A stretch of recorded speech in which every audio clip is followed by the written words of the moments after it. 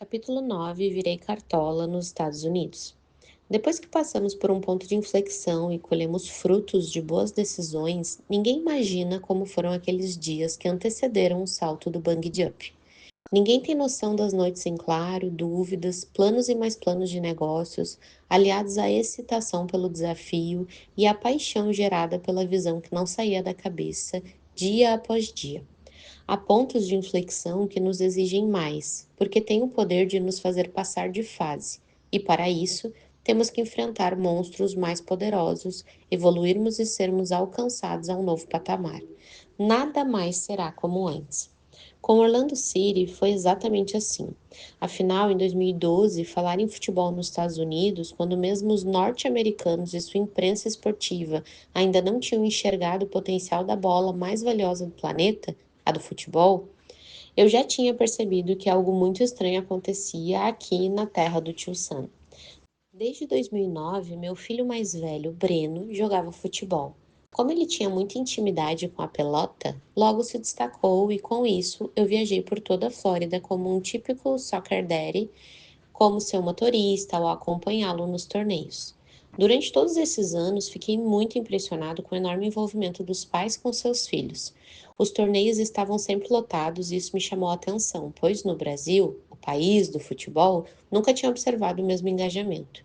Para contextualizar, o ano de 2012, eu já morava há 3 anos nos Estados Unidos e a gestão à distância com que tanto sonhei estava dando super certo. No ano anterior, em 2011, tinham lançado Geração de Valor nas redes sociais e os conteúdos estavam bombando. Além disso, desde 2008 estava sendo assediado por fundos, bancos e concorrentes para investir em minha empresa. No entanto, foi em 2012 que começou uma concorrência entre o grupo Multi, de Carlos Wizard, e a Abril Educação pela compra da WhatsApp. 2012 também foi o ano em que eu assinei um contrato com a FIFA e a WhatsApp tornou-se patrocinadora oficial da Copa de 2014 no Brasil. Para aproveitar melhor as propriedades de marketing do maior evento esportivo do mundo, que aconteceria em nosso quintal, eu contratei uma das maiores agências de marketing esportivo, chamada Octagon. Uma das minhas exigências para contratar a Octagon foi a de ser atendido diretamente pelo presidente, o brasileiro Alexandre Leitão. Em nosso primeiro encontro, que levou mais de 2 meses para acontecer, porque não conseguíamos conciliar as agendas, gastamos 45 minutos falando sobre como poderíamos explorar a competição de maneira a darmos mais visibilidade ao WhatsApp e cerca de 3 horas falando sobre um assunto fora da pauta, o futebol nos Estados Unidos. Perguntei a ele sobre sua opinião e fiquei surpreso por termos a mesma visão sobre o fenômeno que enxergávamos estar ocorrendo no país. Disse a ele que estava querendo comprar um clube de futebol para atuar na MLS, Major League Soccer, e perguntei o que ele achava. Ele respondeu com um enorme entusiasmo. Fiquei muito feliz porque, sendo ele um especialista em esporte, executivo e sócio de uma agência de marketing norte-americana, a Octagon, comprovava a minha visão que a cada dia me conquistava mais. Entusiasmado com a sinergia de pensamentos, perguntei se ele já tinha pensado em atuar num projeto de um clube da MLS. Alexandre respondeu assim: no dia em que o maior esporte do mundo se encontrar com o maior mercado de marketing esportivo do planeta, eu quero estar no meio disso. Então, fui enfático e perguntei: se eu comprar um clube e entrar na MLS, posso contar com você? Ele não pestanejou e disse, depois de algumas horas que nos conhecíamos: deixo tudo aqui e vou na hora. Apertamos as mãos. Daí para frente, começamos as pesquisas, com a primeira delas com muitos detalhes. Tive acesso a todos os perfis de quem consome esporte nos Estados Unidos, com números muito bem detalhados. Todos os dados sobre futebol comprovavam a grande tração. Logo, chegamos à conclusão de que deveríamos atuar no sudeste dos Estados Unidos, onde não havia um clube sequer na MLS. As cidades de Atlanta e Orlando eram as opções escolhidas. Em Orlando, onde eu morava, existia um pequeno clube que atuava numa liga equivalente a uma terceira divisão. Ele se chamava Orlando City. Apesar de pequeno, tinha um grupo em torno de 3.500 torcedores que o apoiavam nos jogos em casa. O clube era relativamente organizado e era liderado por um inglês chamado Phil Rollins.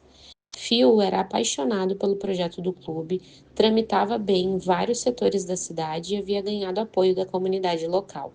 Apesar desse sucesso inicial do clube, para chegar à MLS havia um abismo financeiro intransponível, pois era preciso que o time tivesse um estádio moderno e que fosse aceito pela liga, o que significava fazer um investimento financeiro alto, já que cada dono de clube é sócio da liga, que também é uma empresa privada. No total, o projeto do clube de futebol nos Estados Unidos demonstrou precisar de um investimento maior do que eu esperava.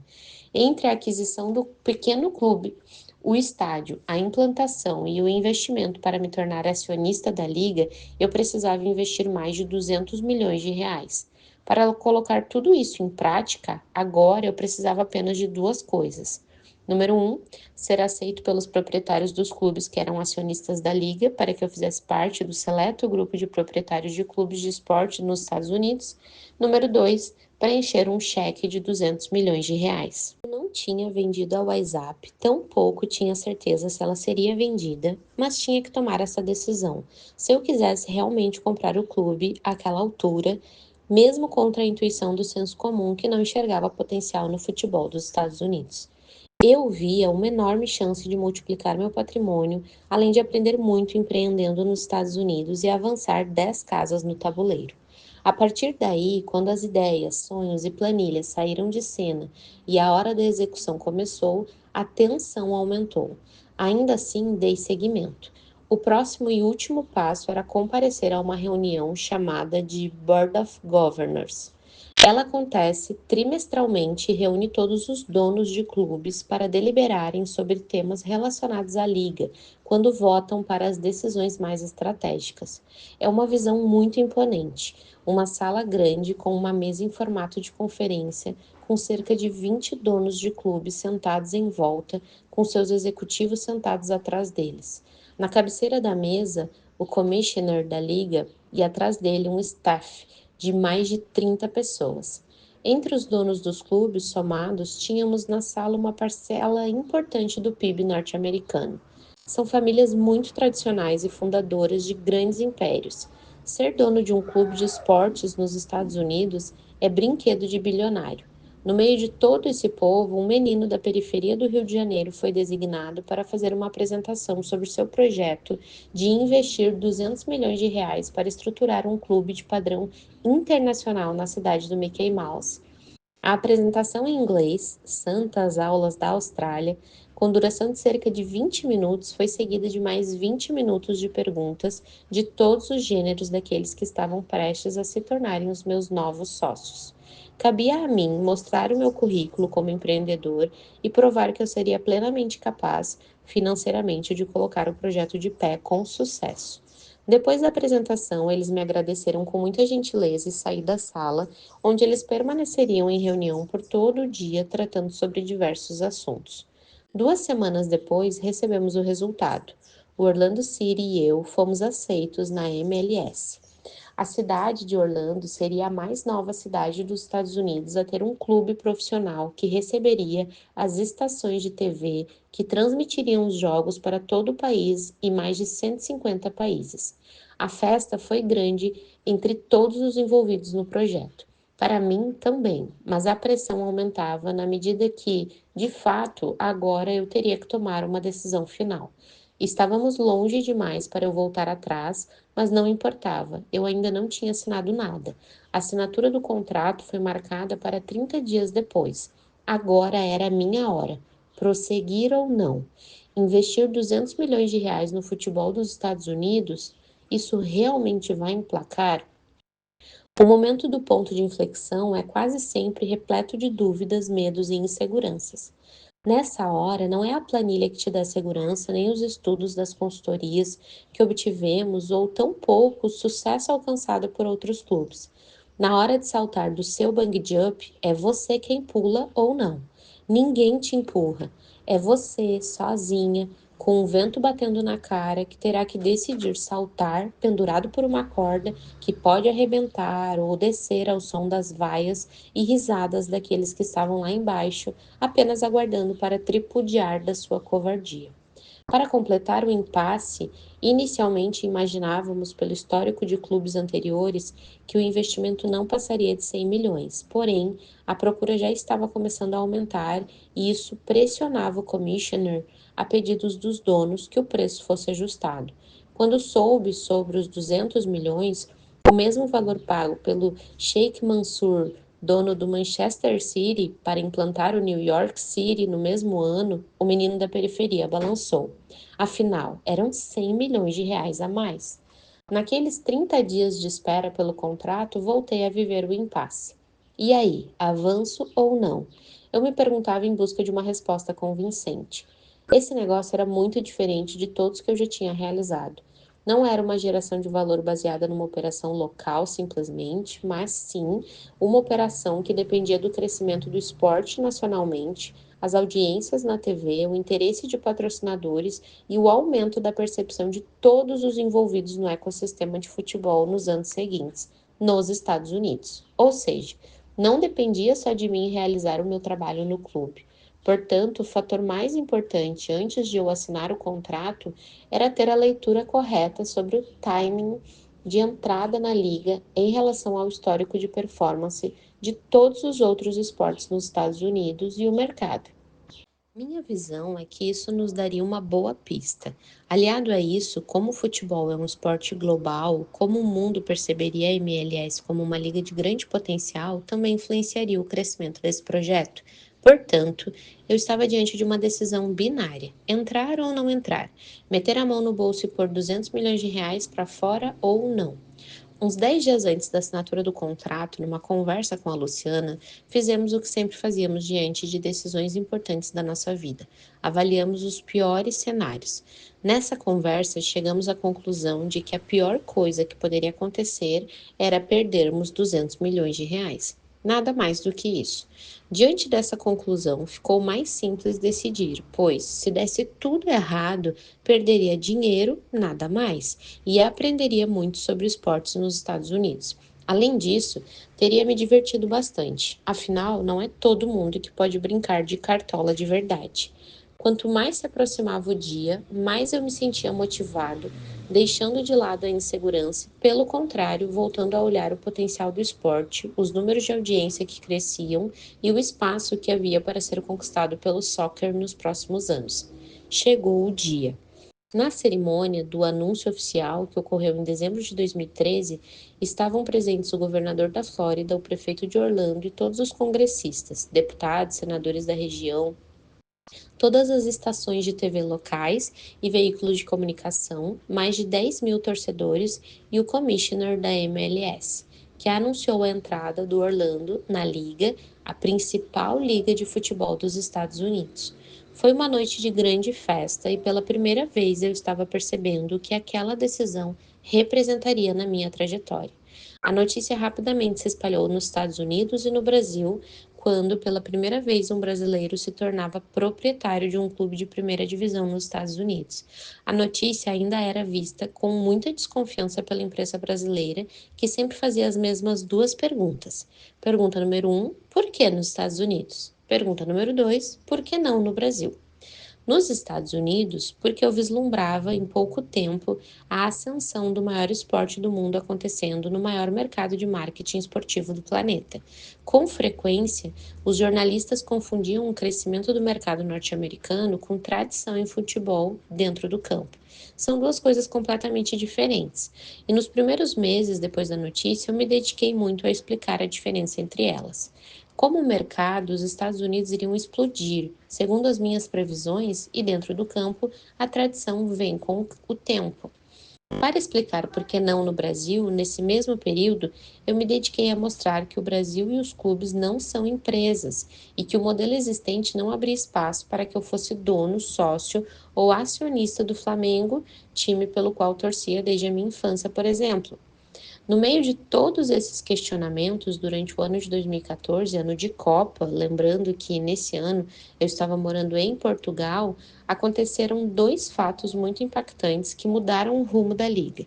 Durante os jogos da Copa em que os Estados Unidos jogaram, as audiências desses jogos no país ultrapassaram as audiências das finais da NBA e do beisebol.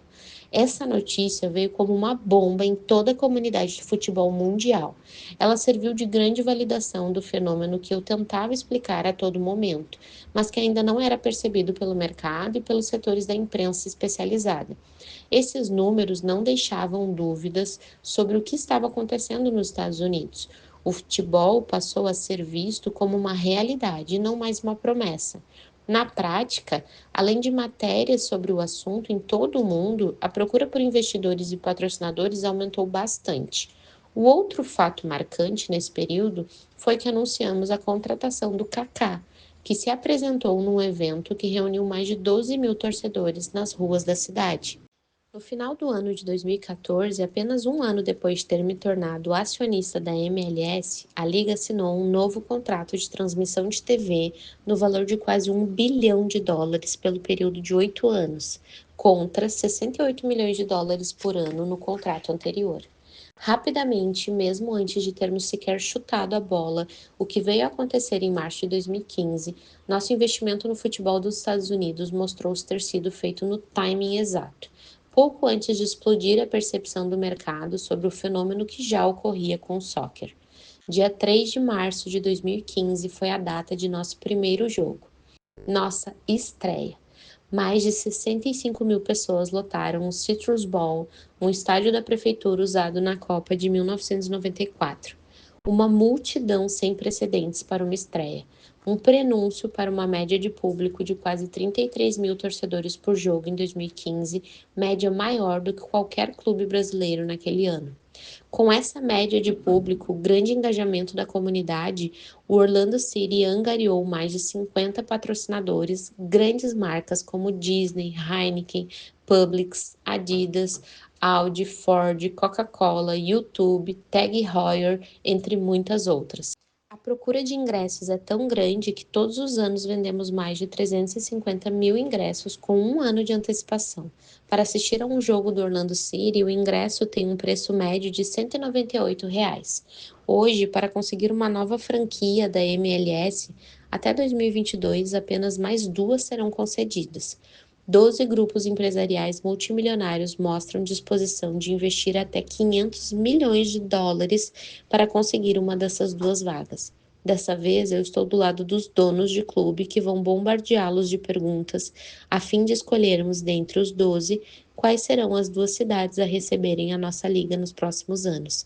Em 2017, inauguramos o nosso próprio estádio, que levou 18 meses para ser construído. Um estádio de padrão europeu, que é o segundo maior estádio específico de soccer nos Estados Unidos. No início de 2018, vendemos 8,63% do clube para um investidor canadense numa avaliação de cerca de 500 milhões de dólares, 1,9 bilhões de reais, 9,5 vezes maior que o valor que eu investi. Isso colocou o Orlando City, um clube em que seu quarto ano de existência, como um dos mais valiosos das Américas, segundo a revista Forbes, à frente de clubes centenários brasileiros, argentinos e mexicanos. Como sempre, depois de toda a ansiedade e o medo na hora de saltar do bungee jump, quando chegamos ao chão com segurança, sentimos o prazer da adrenalina e reconhecimento até dos que estavam mais céticos. Esse projeto é bem diferente de qualquer outro que realizei. Ele exige um grande aporte de capital e, por isso, pode ser percebido de maneira bem material. Em apenas 18 meses, o mesmo tempo que se aprende inglês na WhatsApp, materializamos um estádio no coração de Orlando Downtown, ao lado da Amway Arena, onde Orlando Magic, time da NBA, se apresenta todas as semanas. É um projeto com um forte componente de realização e que consegue tangibilizar sonhos, trazendo-os para o mundo real. De repente, eu estava no meio do campo, com o microfone nas mãos, fazendo o discurso de abertura histórica de nosso primeiro jogo, na presença de 65 mil pessoas. Apesar de ter colocado cada tijolo dessa construção, não canso de me impressionar. Ponto de inflexão para a nossa reflexão. No momento de transição da minha vida, quando estava prestes a vender a WhatsApp em 2012, comecei a estudar a compra de um time de futebol em Orlando. A venda da WhatsApp ocorreu e a compra do clube se concretizou no final do mesmo ano. Parece simples, mas não foi. Eu estava contagiado por uma visão. Enxerguei que estávamos no time perfeito para aquele investimento. Além disso, empreender nos Estados Unidos me atraía, em especial no setor de esportes. Essa decisão foi um grande ponto de inflexão. Somou ao meu perfil fazer parte de um grupo seleto de empresários nos Estados Unidos, um brasileiro da periferia, agora sentado entre vários bilionários norte-americanos e sendo respeitado por prefeitos, governadores, tornou-se o protagonista que mudou uma região da cidade de Orlando ao construir um estádio com recursos 100% privados e surfando em um crescimento que multiplicou parte do seu patrimônio 9,5 vezes. Se eu disser que não imaginava isso, eu estaria mentindo. Dessa vez eu imaginei exatamente isso, só que não tão rapidamente como se concretizou.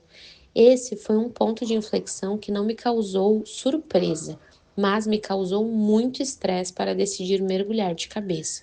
Por isso, foi um ponto de inflexão que me exigiu coragem de saltar ao desconhecido, num setor que jamais tinha atuado e num mercado super competitivo que me demandou muito investimento. Pode parecer uma loucura, mas quando estava prestes a entrar nesse projeto e pensava sobre seus riscos, cheguei à conclusão de que risco mesmo foram os R$ 20.000 do cheque especial de que lancei mão quando abri minha primeira empresa, 18 anos antes de ouvir o meu nome sendo gritado por milhares de torcedores, felizes por verem seu clube na principal liga profissional do seu país. Esses R$ 20.000 do cheque especial, sim, representavam um grande risco em 1995. Por outro lado, para comprar o Orlando City, apesar da grande cifra, representava apenas uma fração do que havia conquistado e com uma visão e experiência muito maiores para avançar na execução do projeto. Deu certo. Aliás, fazia tempo que não me chamavam de louco. Para começar um projeto como esse, me deu uma vez mais o prazer de ouvir esse adjetivo que eu tanto gosto.